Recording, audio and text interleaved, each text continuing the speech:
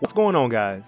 It's Lee Van Dam here, and we've got a lot to talk about. Now, I know you've probably already seen the news. You've probably seen quite a few blogs about what's about to happen. Sorry I'm a little late, but we're going to talk about it anyways. And I have not been able to see the full video on Brave Exvius' website, so I still have to go watch it so that way I can embrace the hype. But we're going to look at it now since they brought us news. I'm excited. I'm sure you are too. So we're going to start with the easy stuff. We've got a maintenance coming up on Wednesday to prepare us. So Wednesday night, get everything done early so that way you don't get caught up and lose out on the daily quest. This weekend, we've got the Cactar Dunes coming through. So if you need some XP, that's going to be the place to be. It's going to be from the 16th to the 19th. Metal Giant Gantars for everybody. Everybody! Alright. So, it's going to be our anniversary coming up. And Brave Frontier is coming back, which is awesome. And we'll have more to talk about that in just a bit. We've got some warriors that are awakening, and they are conveniently from Brave Frontier. We are getting Tilith for 6-star. I've already been using her lately because she is pretty gross. And she's going to become more ridiculous at 6-star. And then Maxwell's getting her 6-star as well. So that's pretty cool. It doesn't show any of her new stuff as far as on this page. But with Tilith, I know she's getting some really crazy things at 6-star. And she still has a great Trust Master. It's an ability that acts like ribbon. It nullifies everything. And her Limit Burst still cures you. Cures a few status effects and boosts limit gauge, so that's cool. Maxwell, she's getting 6-star. I have to check and see what new stuff that she's getting. Power of Creation is still awesome, attacking magic by 30%. And Endless is still fun. It's a fun skill to watch because it just rains light on everybody. So that is fantastic. Get an ability awakening update, and so we've got a lot of units that are going to be able to awaken their abilities, so that is cool. We've got some Brave Frontier units in here. We got Karl, we've got Syria, we've got Elza. I've already heard about Elza's stuff. She's going to deal a lot of damage, and she may become the front runner in breaking defense once you awaken her abilities. So that's fantastic. We got Jake, Cloud of Darkness, Ace, Furion. Wow, it's a big list. So Elza, Dark Reaper, it's going to boost her attack increase, and it's going to boost her dark resistance increase. That's fantastic. It's going to do that for both of the levels. Ravaging Blow, which is defense and spirit, is going to boost the decrease with both levels and boost the damage amount. So that's going to be a high damage skill that's even going to help itself out by lowering defense and spirit even more. Madness Rush. Madness Rush is cool because it helps her boost her limit gauge, even though it's hard to combo with. And it looks like that's going to help it even further. So the first level, it's going to boost the amount of damage and the limit burst fill rate. So that's awesome. And the second level is going to boost the attack count. So she's going to swing more times. And it's going to reduce dart resistance for all enemies. So that's going to help her out with her kit. So that's great. That's great. So for Ace, Devotion, and when you awaken it, it's going to fill the limit break gauge every turn. That's pretty sick. It's going to boost his magic for the second level. That's pretty useful right there. Got Tri-Beam Laser, one of his skills that are high damage, high MP costs, but it's not affected randomly. Looks like it's going to increase the hit count, so it becomes a better chain, a chain attack, and it's going to reduce MP consumed by a lot. So that's wonderful. Now, it looks like the second level is going to chance of increasing damage when it's activated. And it's also going to reduce fire, lightning, and light resistance. So that's very interesting for the Tri-Beam Laser. Spirit Hand is going to target everyone once you awaken it the first time. It's going to boost the MP recovery amount. And it's going to reduce the MP consumed. So that's pretty solid right there. Pretty solid stuff. We've got the Manfurion, Master of many weapons, Killer of many beasts. Lance. It's going to drain more stuff. It's pretty cool.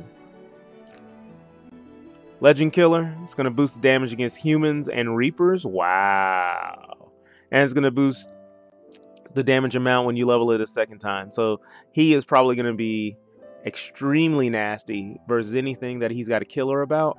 Wow, that's crazy. Finn Briar, it's going to boost the damage amount. That's even better for him, especially when he's got a killer activated.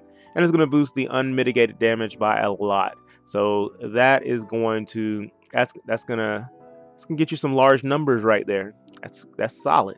That's really solid. Now you can check on the as far as the website and when the rest of them come out. There's going to be a ton of things to look at, so I'm excited. That's really cool. I really don't have very many of these characters besides Syria. I got Syria, Cloud of Darkness, and Firion. I'm still working on Dark Fina, and the story event has helped me out a whole lot. And so once I finish her up, I got to see who I need to awaken next. So let's get to the real deal. The Grand Gaia Chronicles are coming back. They are coming back. So we got a faraway world that heavily influenced combat in this world. Okay, you know, a little off topic, but that's all right. We've got the memories which have appeared in a dimensional vortex there of a hero flame. I'm sure that's Vargas, because he's sick. One who fought against the gods in a never-ending war. Determined to become like his father, the knight, despite losing to his rival, a talented swordsman, he will never let up on his strict training. This man would go on to fight the gods himself, which had made it their goal to destroy the humans. What might go through Rain's head when he comes face to face with these memories? Now, we fought Vargas before. It was fantastic. He is sick, and maybe we'll get to do that again. But here are our rewards. So, igniting the spark is going to give us a rare summon ticket. Hero Fire is going to give us 1,000 crimson ore. That looks like that's going to be the currency during this farming event. Champion of Blaze is going to give us 500 lapis. Nice. Okay, so crimson ore is going to be our currency. Now, these are material we've already gotten before, so if you didn't catch them the first time, this is definitely going to be a great time to do it. Tabula Ruin for Elza is very nice.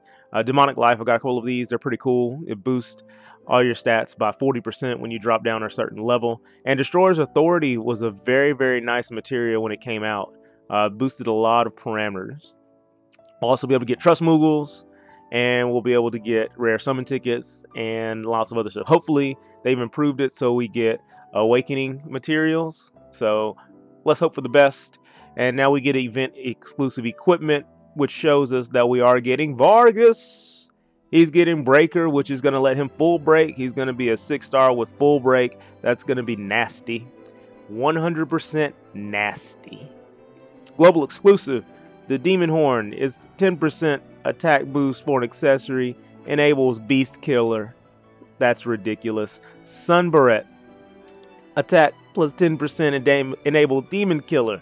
These don't have any unique requirements. These are for everybody. This is crazy. And then we've got Lucky Bangles. Defense 10%, Spirit 10%, enables Miracle Blessing. Miracle Blessing, isn't that one of Tilith's skills? Oh, that's nuts. All right, this is crazy. All right, so starts on Friday. It's going to last for 2 weeks. Elza, Maxwell, and my man Vargas. They're going to be the front runners for getting bonus.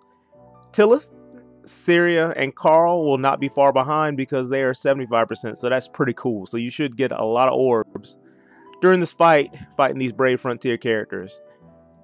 Now, we got to be on the lookout for Metal Gods. They give you a lot of Crimson Ore. I remember them from last time. They have really high defense and spirit, so you want to do dice rolls. You'll want to use Jean's Toxic Dagger. You want to use items that deal fixed damage to kill them. And so just keep that in mind when you're fighting them. And yeah, so we've got a lot of stuff going on. Brave Frontiers coming back through. Chance to get Vargas. From what I understand, Vargas deals the most AoE damage in the entire game. So if we can get a hold of him, that will be fantastic. It's going to be in the Vortex. So you know where the event's going to be at. You know how to get there. And so let's have fun with it. The summons are going to be Vargas and Elza. They are the top picks. Tilith is going to be 6-star too. Seria and Karl are still 5-star. It's going to start on Friday. You get the major boost. Let's talk about Vargas because he is the man of the hour, the man of the decade. He's the man on fire. He is an attacker. Starts off with some pretty high attack. And 5-star base, 6-star max. His Trust Master is a fire elemental sword, just to go with his kit. That's great. It's called Dandelga. It's got 130 attack. It looks like it is a great sword because if it was one-handed, that would be retarded. That'd be crazy. Featured abilities: Fire Creator's Power. He boosts fire resistance by 50% and boosts his attack when equipped with a large sword. So he gets large sword mastery and fire resistance 50% in the same materia. That's insane. Sacred Bravery is a new skill that he's gotten. Damages all enemies and boosts attack for all allies. That's crazy. And Supreme Blaze, he's going to deal partially unmitigated fire damage to all enemies. Wow. Okay. So the only thing we got to see is if his kit has anything that reduces fire resistance, then he is self-contained. If not, Emperor Sohze and him are going to be best friends because Emperor Sohze has definitely got that fire resistance reduction on lock. We've got Elza. Elza was a global exclusive last time she made it here. She's still a 5-star base, 6-star max, and she is still rocking it just fine. She is an attacker. She has good attack. Her Trust Master is still great. 120 attack on a spear with Dark Elemental to help her kit. She can still re-raise herself with Dark Favor. Ravaging Blow is still sick for reducing defense and spirit. And Madness Rush still does what it needs to do to help her fill up her limit break gauge really fast for that AoE dark damage. She's got that in your life. So definitely grab her if you haven't grabbed her before and see if we can get her. Tilith, 4-star base, and she is now 6-star max. It's fantastic. She is one of the best healing units you can get in the game for a few different reasons. So let's talk about them. First and foremost, she's got the ribbon as an materia, so she makes you immune to status effects. That's fantastic. Prism Heal, first and foremost, it's going to restore hit points and MP for all allies except self.